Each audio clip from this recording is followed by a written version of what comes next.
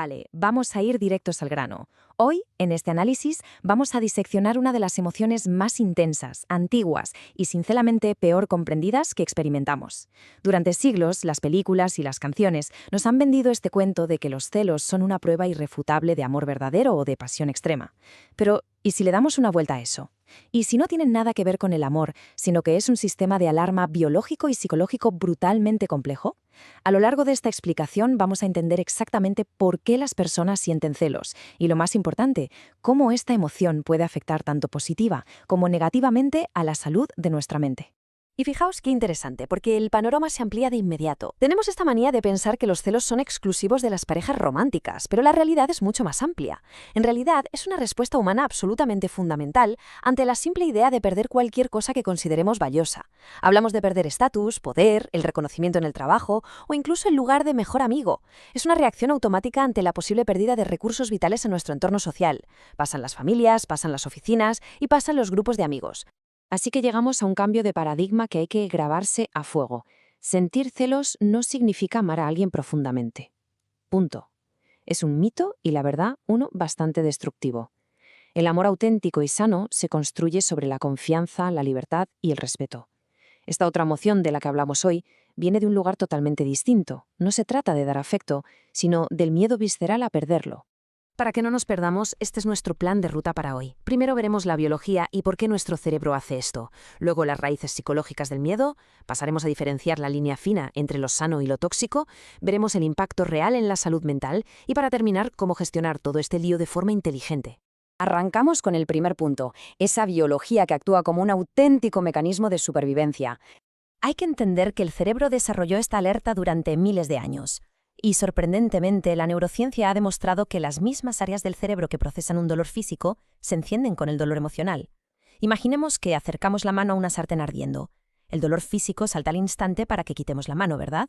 Pues esto funciona igual. Es una alarma. Mientras el dolor físico protege los tejidos de una quemadura, los celos intentan proteger los vínculos sociales. En la prehistoria, quedarse fuera del grupo o perder a la pareja podía ser una sentencia de muerte, así que el cerebro creó esta alarma súper ruidosa para evitarlo a toda costa. Cuando esa alarma salta, el cerebro se convierte en un cóctel neuroquímico brutal. Primero, la amígdala detecta la supuesta amenaza y nos vuelve hipervigilantes. Entonces, la corteza prefrontal, que es la parte lógica y racional que nos hace pensar con claridad, literalmente pierde el control.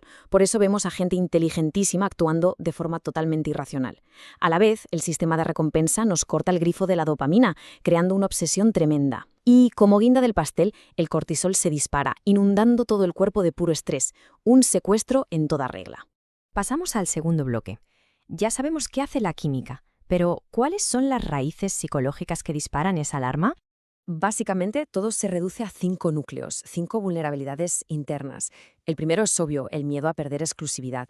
El segundo es la inseguridad personal. Cuanta menos confianza hay en uno mismo, más gigante parece cualquier amenaza de fuera.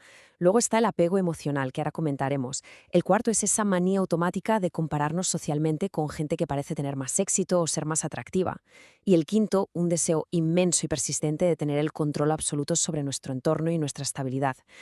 Hagamos un pequeño inciso en lo del apego emocional, concretamente en el apego ansioso.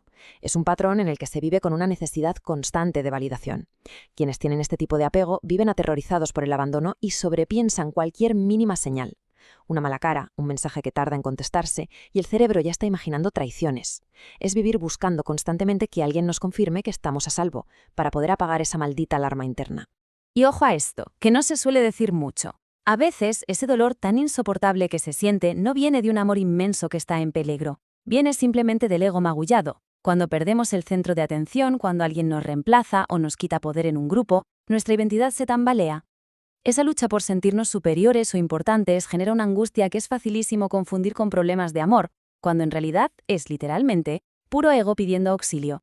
Entramos en un punto absolutamente clave: la delgada línea entre lo que es sano y lo que se vuelve tóxico. Porque sí, hay diferencias muy claras y afectan directamente a la salud mental. Por un lado, tenemos los episodios normales. Son momentáneos, se reconocen, se hablan con respeto e incluso pueden tener un impacto positivo, porque sirven de catalizador para sentarnos, comunicar cómo nos sentimos y establecer límites sanos. Es algo manejable. Pero la versión tóxica es otra liga. Es cuando se cruza la frontera hacia la obsesión, el chantaje emocional y la necesidad enfermiza de controlar cada paso del otro. Aparece la paranoia y, en el peor de los casos, la agresividad. Esa toxicidad definitivamente nace del miedo descontrolado. ¿Y cómo se llega a ese extremo tóxico? Pues suele venir de un historial bastante duro, que deja al cerebro en estado de hipervigilancia permanente. Hablamos de experiencias de abandono en la infancia o traiciones muy dolorosas en el pasado que le han enseñado al sistema nervioso que no puede bajar la guardia jamás. Si a esa mochila le sumamos una baja autoestima y una dependencia emocional, donde toda la felicidad recae en otra persona, el resultado es un cóctel explosivo que amplifica cualquier pequeña amenaza percibida. Todo esto nos lleva a un terreno pantanoso pero necesario, las consecuencias reales en nuestra mente. El peaje psicológico de no regular esta emoción es devastador y hay que hablar de ello con mucha seriedad. Imaginaos mantener al cerebro en modo de máxima alerta durante días, semanas o meses.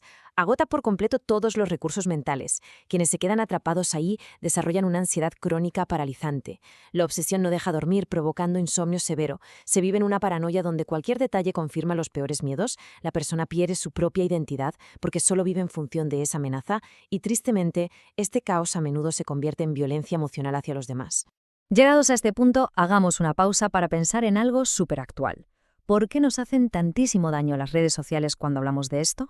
El gran problema del mundo digital es que nos da un exceso de exposición, pero con cero contexto. Vemos un like, vemos que alguien empieza a seguir a otra persona o un comentario corto, y la información es tan ambigua que el cerebro dice, vale, yo relleno los huecos. Y como el cerebro emocional ya está en alerta roja, spoiler, no imagina finales felices.